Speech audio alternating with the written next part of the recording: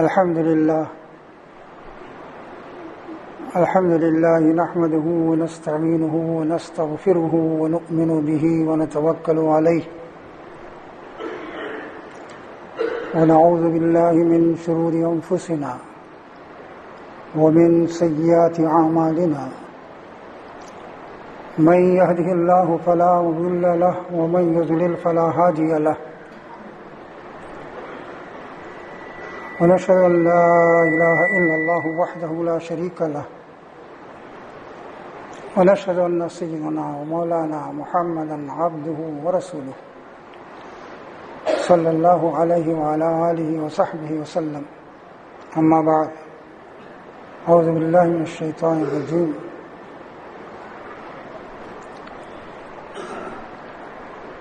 وكل إنسان ألزمناه طائره في عنقه ونخرج له يوم القيامة كتابا يلقاه منشورا اقرأ كتابك كفى بنفسك اليوم عليك حسيبا.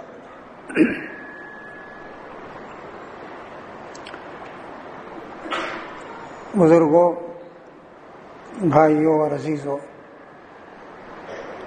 محترم خواتین، ماؤں، بہنوں اور بیٹیوں،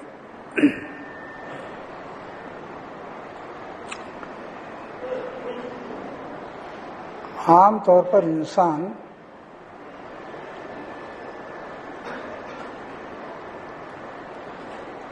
اپنے بارے میں جب سوچتا ہے تو مادی ترقی کے بارے میں سوچتا ہے.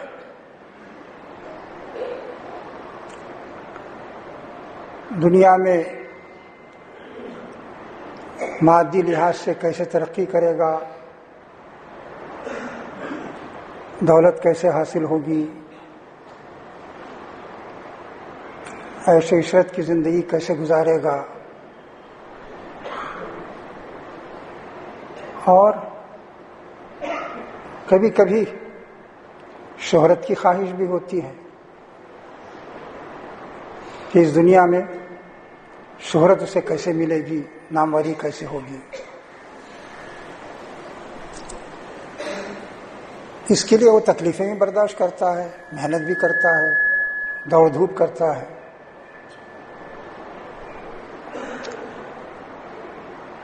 اپنے گھر والوں کے بارے میں سوچتا ہے تو بھی یہی سوچتا ہے،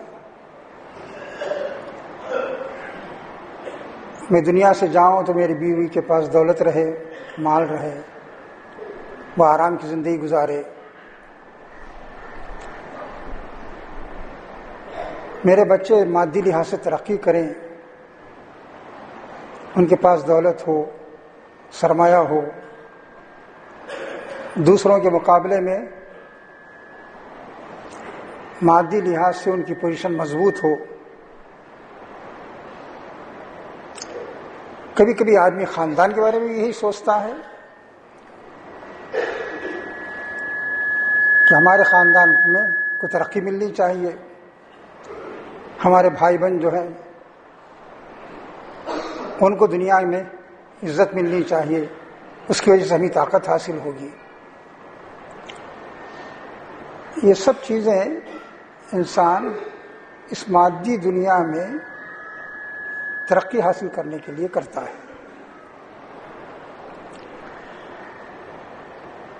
ایک لحاظ سے آپ دیکھیں تو اسے آپ غلط بھی نہیں کہہ سکتے. اس دنیا میں رہنا ہے تو آدمی بہتر زندگی حاصل کرنے کی کوشش بھی کرے گا،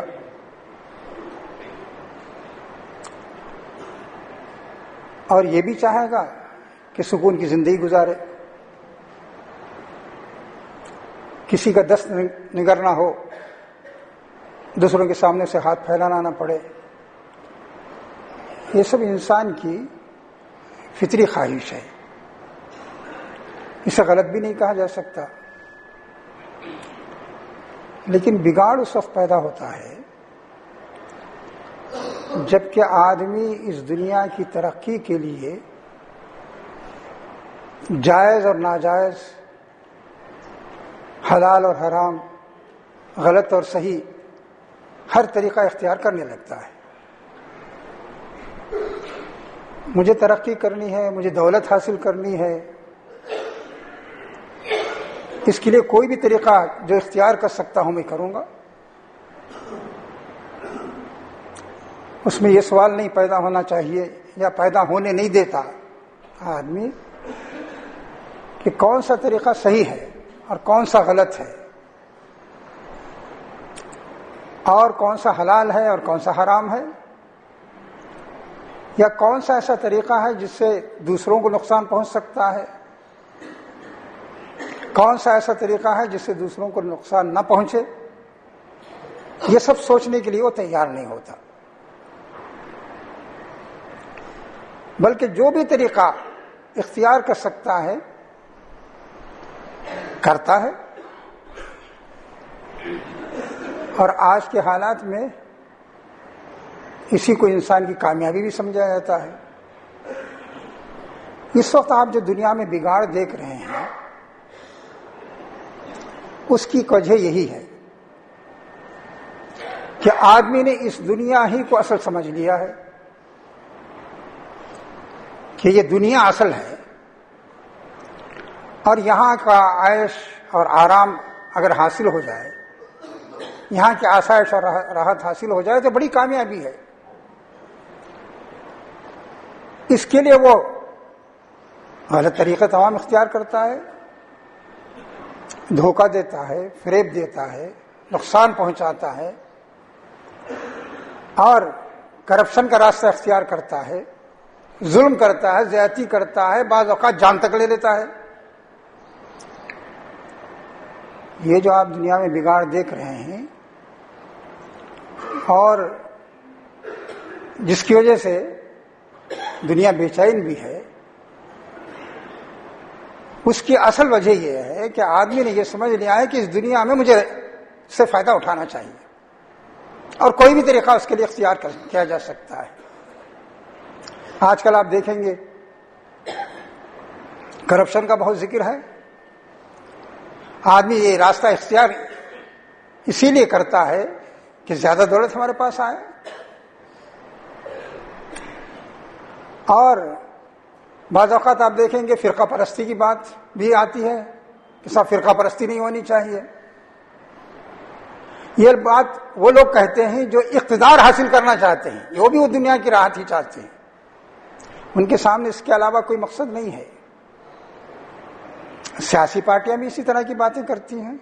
ہر پارٹی یہی کہتی ہے کہ اس دنیا سے ظلم ختم ہونا چاہیے، ناانصافی ختم ہونی چاہیے، یہاں سب کو ان کے بنیادی حقوق ملنے چاہیے. لیکن ہر آدمی، ہر جماعت یہی کر رہی ہے کہ جسے جو موقع حاصل ہے اسے وہ دنیا حاصل کرنے ہی کے لیے استعمال کر رہا ہے اور دنیا ہی کو مقصد سمجھ رہا ہے. اسلام انسان کو دنیا کی مادی ضرورتیں حاصل کرنے سے منع نہیں کرتا، لیکن ایک بات یہ کہتا ہے وہ کہ یاد رکھو اس کے بعد بھی ایک دنیا ہے. انسان پیدا ہونے کے بعد مر کے ختم ہو جائے ایسا نہیں ہے. جو لوگ اللہ پر یقین نہیں رکھتے وہ تو یہ کہہ سکتے ہیں انہا الا حیاتنا الدنیا، بس یہ دنیا ہے، نموت و نحیا، مرنا جینا اسی میں لگا ہوا ہے. لیکن جو آدمی اللہ کو مانے وہ آخرت کا انکار نہیں کر سکتا. اللہ ہے تو آخرت ہے. اللہ اگر ہے تو اس کا لازمی تقاضا یہ ہے کہ ایک وقت آئے جب کہ وہ اس دنیا کا حساب لے. تو قرآن ہمیں بار بار اس بات کی طرف متوجہ کرتا ہے کہ اگر آدمی اللہ کو بھول جائے اور دنیا کو مقصود بنا لے تو یہ ساری خرابیاں پیدا ہوں گی اور اس سے انسان بچ نہیں سکتا. کوئی شخص بھی نہیں بچا سکتا، کوئی گروپ نہیں بچا سکتا، کوئی پارٹی نہیں بچا سکتی، کوئی بھی شخص نہیں بچا سکتا. آپ بہت سی ترکیبیں کریں گے، انسان اس پر غالب آ جائے گا. آپ قانون کا سہارا لیں گے، اس سے بچنے کی بھی ہزار تدبیریں کی جاتی ہیں۔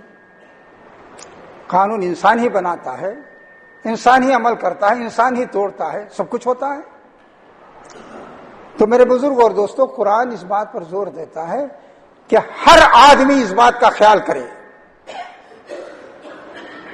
کہ آخرت آئے گی، تب یہ مسائل حل ہوں گے۔ اس دنیا سے ظلم و جور ختم ہوگا، عدل و انصاف آئے گا، اور یہاں کسی کے ساتھ زیادتی نہیں ہوگی، کسی کی آبرو ریزی نہیں ہوگی، کسی کی عزت اور عصمت کے ساتھ کھیلا نہیں جائے گا، کسی کی جان نہیں لی جائے گی۔ یہ اسی وقت ممکن ہے جبکہ آدمی اللہ کو مانے اور آخرت کو مانے، اس کے علاوہ اور کوئی صورت نہیں ہے۔ اور دوسری بات یہ کہتا ہے قرآن، یاد رکھو اس دنیا اللہ تعالیٰ نے ایسی بنائی ہے کہ اس میں انسان کے ساتھ بہت سے رشتے بھی ہیں، تعلقات بھی ہیں۔ اس دنیا میں انسان تنہا نہیں رہتا، بیوی بچے بھی ہیں، اولاد بھی ہے، خاندان کے لوگ بھی ہیں، پاس پڑوس کے لوگ بھی ہیں، چاہنے والے بھی ہیں، ہمدردی کرنے والے بھی ہیں۔ یہ دنیا رشتوں سے بندھی ہوئی ہے، اسے کاٹ کے انسان دنیا میں نہیں رہ سکتا۔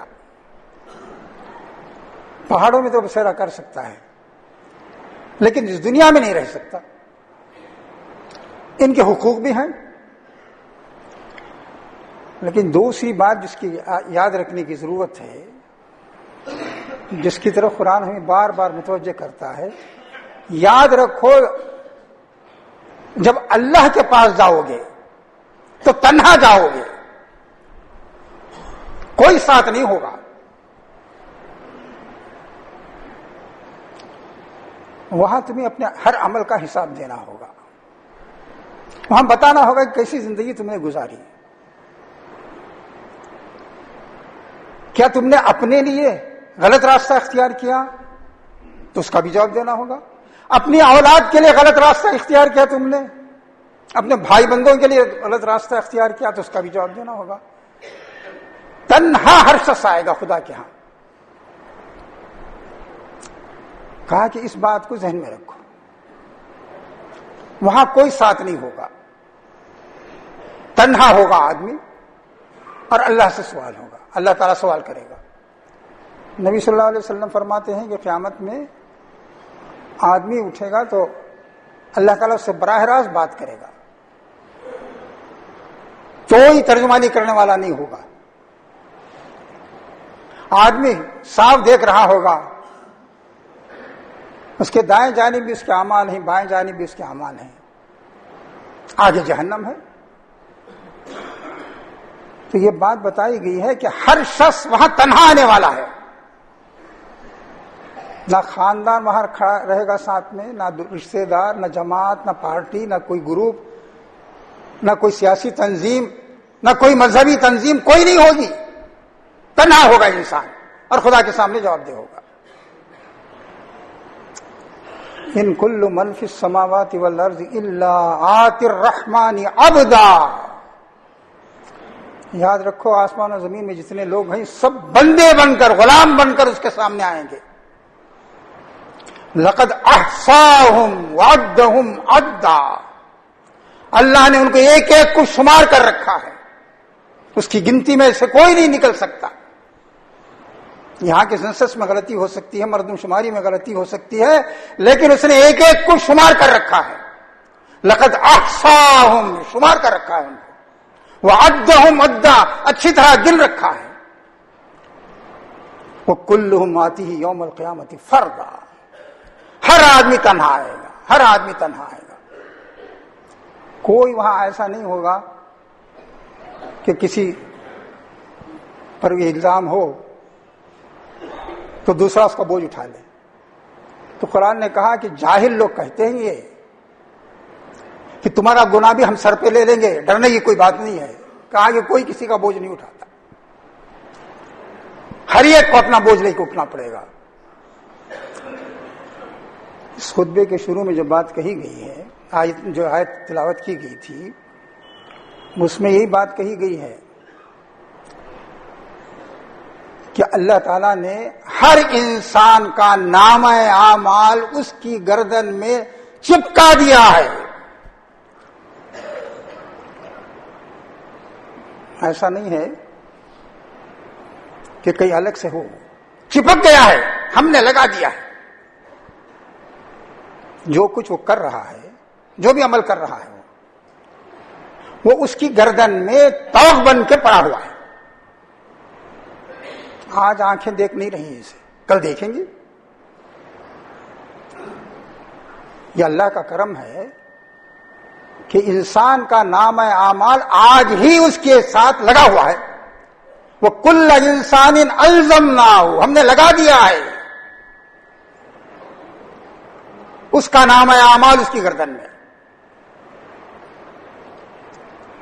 امام غزالی فرماتے ہیں کہ انسان کی جنت اور جہنم تو اسی دنیا میں اس کے چاروں طرف ہے. اسی لیے قرآن کہتا ہے کہ گھیرے ہوئے ہے، کل سامنے ہو جائے گی وہ. تو فرمایا کہ ہر انسان کا نام اعمال ہم نے لگا دیا ہے، چپکا دیا ہے اس کی گردن میں.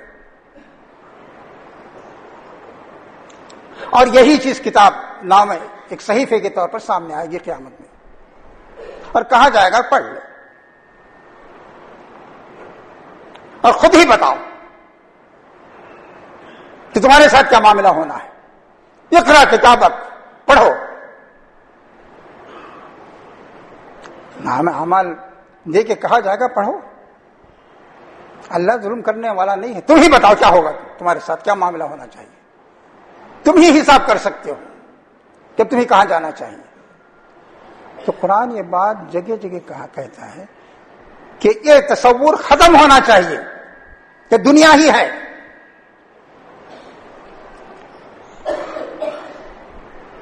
قرآن میں جگہ فرمایا گیا کہ یہ دنیا کیا ہے، یہ چند روزہ زندگی کا سامان ہے. وَإِنَّ الدَّارَ الْآخِرَةَ لَهِيَ الْحَيَوَانُ لَوْ كَانُوا يَعْلَمُونَ. اصلی حیات تو دار آخرت ہے. آخرت کا گھر جو ہے یہی اصل ہے. اور انسان اس دنیا کو اصل سمجھتا ہے. جب انسان اس دنیا کو اصل سمجھے گا تو یہی کہے گا کہ دوبارہ موقع ملنے والا نہیں ہے.